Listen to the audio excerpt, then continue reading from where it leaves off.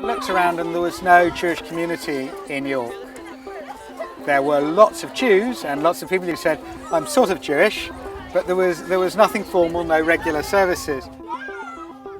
There has been a kind of Jewish community, but not with all the trappings. There have been very few other Jews that I've known in York, and all of a sudden I've met a lot of people, and suddenly we've got a liberal community here, which is wonderful.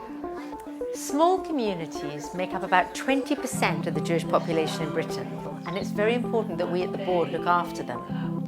It's also very rare to have a new one set up, and that's why this new launch at York's been so exciting.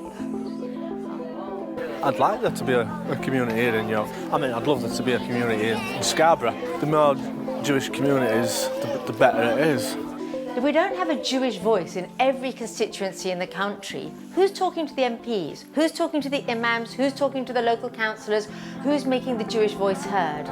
London is full of resources for Jewish people and families. Once you get into the regions, you find that the facilities available are a lot less, and it's often very difficult to find Jewish support. Jewish Connection is a project of the Board of Deputies. It's a cross-communal project that brings support to communities outside of London. When we used to live in Pinner, we had a much more bigger group in lessons than we do up in York now. And it used to be lots of other children as well. But now it's just me and my sister and my mum. The hope is that we can eventually bring the same standard of support that's available to Jewish families and communities and individuals in London out to the regions.